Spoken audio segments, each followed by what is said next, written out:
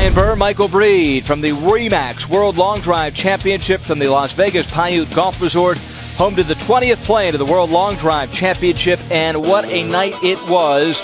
Two biggest names in the sport, the marquee matchup, Joe Miller taking on two-time champ Jamie Sedlowski. They faced each other back in 2010 when Joe Miller was the champion, and the outcome in 2010 was the same as it was tonight.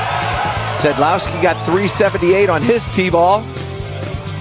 But Joe Miller able to top that in what would really turn out to be the story of the night, Michael, just how close each and every match was. This one gets out to 380, and as you said, just 2 yards separated them, and that was a wide margin. We saw 3 other matches go down to just a single yard. So Joe Miller on to the semifinals, where he was a overwhelming favorite against the oldest player in the field, Jeff Crittenton, 43 years of age, but the critter showing age is just a number, and this is a number as well. Well, and as the night went along, the weather got a little bit more challenging. The wind picked up and switched into the players' faces. That was definitely what Jeff Crittenton needed, as his ball flight is a lot lower than Joe Miller's.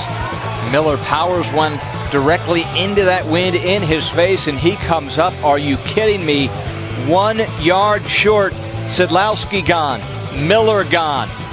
Unpredictability, really the theme of the night. Miller's final ball, final chance to take down Crittenton, and cannot find the grid. Jeff Crittenton, 43 years of age, finds himself onto the finals, 1 match away from $250,000. And he was just happy to be here, as he said, just wanted to be a part of the program. He's given himself a chance. Lower end of the bracket, Jeff Flagg, Daniel Beckman. Beckman trying to get one out, set his mark early. Set it at 374 yards when this ball would come to rest, and he was very pleased with that.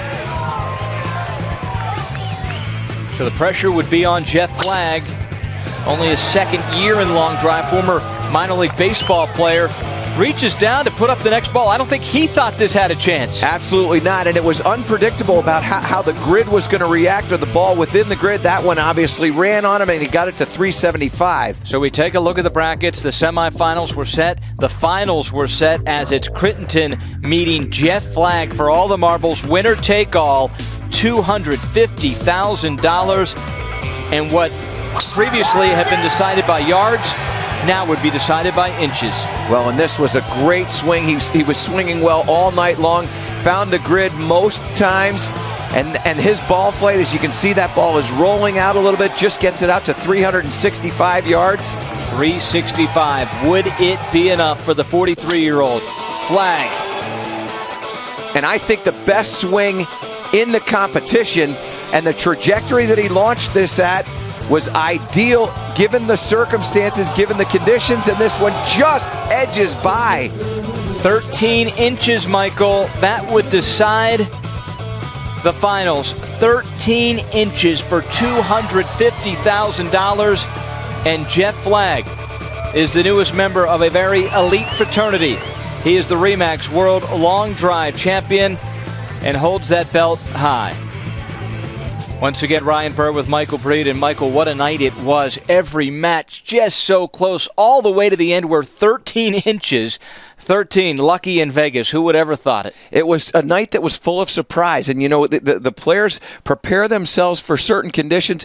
Before this competition started, the grid was fast, the wind was downwind, and all of a sudden it switched in the last hour. It came back into their face. They had to change what was going on, and ultimately the ball flight that's most productive, that high launch, became the detriment. And we saw a lot of very close matches all night long. It was a thrilling night. And maybe a changing of the guard as Jeff Flagg, not Sedlowski, not Miller. It is Jeff Flagg that reigns supreme as the RE/MAX World Long Drive Champion. For Michael Breed, I'm Ryan Burr. Thank you, guys. All right, let's get to know Jeff Flagg. He emerged as the winner of the Vegas 8. He's 28 years old. He resides in Pelham, Alabama. Director of Education and Training at Pure Motion. Played college baseball at Mississippi State. He was a player in the New York Mets organization. Talked about how this was almost like batting practice for him. He loved batting practice, loved the long ball, and we saw that certainly last night. And he's $250,000 richer. Let's take a look at this golf swing. It's a pretty good swing. It is. We see so often these guys swinging out of control. He's very much in control, loaded on the inside of his right leg and staying behind the ball. Phenomenal. I mean, it looked like a tour golf swing. Didn't look like a typical long drive golf swing where they're walking through and out of control. Well, you may have noticed that the numbers that we're putting up on the board last night were not that high. 427 won it in 2013. They were just over 350 yards this year. And that was down to the weather. There was a breeze into their faces and off the left, which is, Paige, the worst wind to face, I would think, in a long drive contest. Do you have any tips for driving into the wind? Well, I think one of the things that these guys have done so well is they know their numbers. They know their spin rates, and that's one of the things that the wind affects the most is the spin on the golf ball. So you want to reduce the amount of spin, but keep it enough to keep it in the air. You heard one of the guys had a 3-degree driver. All of that, he was able to swing up on it, have a lofted driver to continue to get that optimal launch angle. So for the amateurs at home, when you're out in the wind, be sure not to hit down on the ball. If you hit down on the ball, it's going to increase the spin. You see these guys with the low lofted drivers, they're hitting up on the ball. That'll reduce the spin, which means the wind will affect it less. 5 degrees of loft for Jeff Flagg. So he, as they pointed out in the highlight, he has perfect loft for those conditions, was able to keep it below the wind.